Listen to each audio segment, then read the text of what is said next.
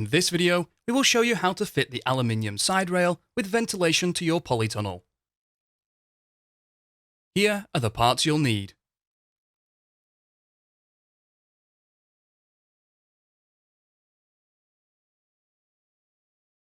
The aluminium side rail is made up of lengths of aluminium rail, which are 61 cm, 1.83 meters, and 3.66 meters.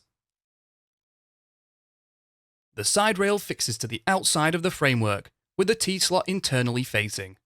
It is attached to the framework using intermediate clamps and corner clamps. We will start by fitting a 1.83 meter length of side rail from the doorpost to the corner hoop. This piece will extend beyond the width of your polytunnel and will be trimmed to size at the end. The 61 cm, 1.83 meter, and 3.66 meter lengths will be used down the length of your polytunnel, corner to corner. The side rail should be fitted so it leaves a gap of 75 cm between the top of the base rail and the bottom of the side rail.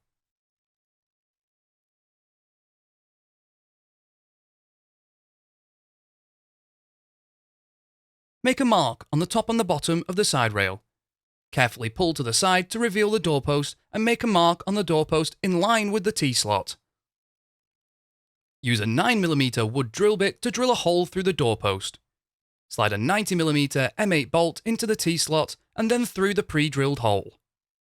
Fix in place using a nut and washer, ensuring the end of the side rail is flush with the inner edge of the doorpost. Fit a corner clamp to the corner hoop.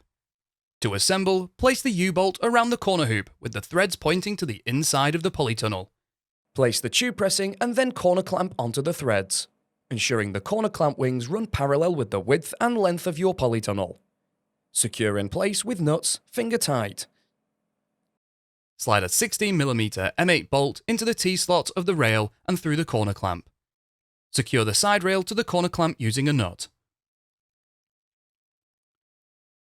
Move the corner clamp up or down so that the bottom of the side rail is 75 cm above the base rail and firmly tighten the corner clamp nuts. We will now fit the aluminium side rail down the length of your polytunnel. Starting with the 61 cm length, slide a 16mm M8 bolt down the T-slot and locate the bolt through the corner clamp. Put the side rail up to the corner side rail and tighten the nut.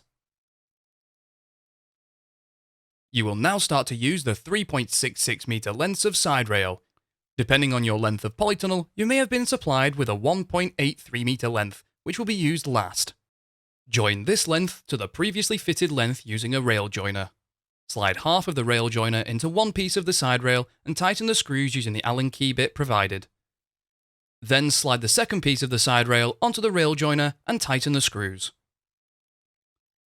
To secure the side rail to the intermediate hoop, slide 2 hexagon bolts from the intermediate clamp down the T-slot of the side rail. Position them at either side of the hoop. Place a curved pressing over the bolts, measure 75 cm up from the side rail and tighten. Repeat this procedure until you reach the end of your polytunnel. The final piece will exceed the length of your polytunnel and we will trim this off at the end. Measure and cut a piece of aluminium side rail to fit between the corner hoop and the inner edge of the doorpost on the opposite end of the polytunnel, and fit using the same method as earlier.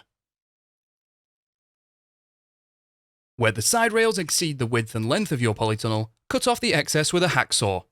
The sawn edges will be sharp. It is important that these are filed smooth before the cover is fitted, for safety and so that they don't damage the polythene cover. If you have ordered aluminium side ventilation for both sides of your polytunnel, repeat this process on the opposite side.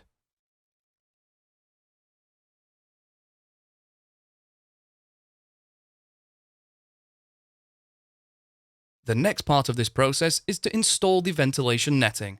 However, it is best to fit the ventilation netting after the polytunnel cover has been fitted.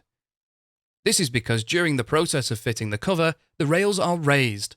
The cover is attached and then the rails are lowered to add extra tension.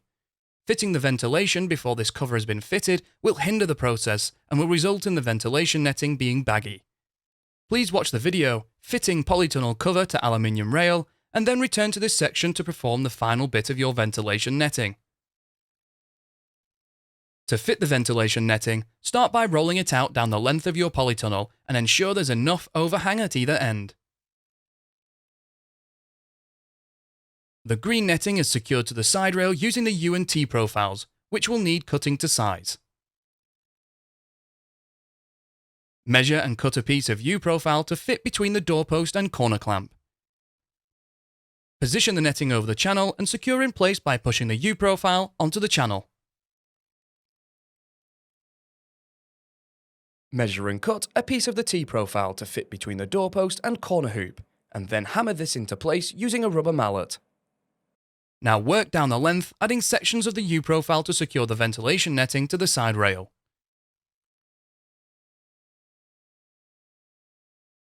Then from the final corner to the doorpost.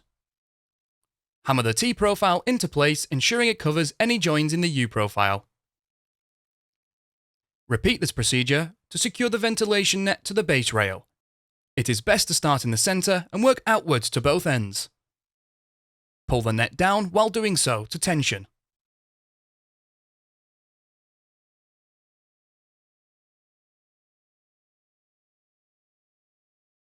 Using a wooden batten, measure and cut a piece that fits between the base rail and the side rail on the doorpost.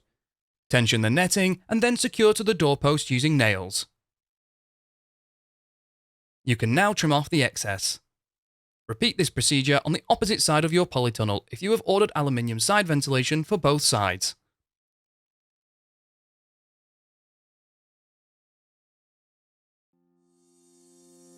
You can find more videos to help you build your polytunnel at construct.firsttunnels.co.uk. We also have a construction helpline if you require any further assistance.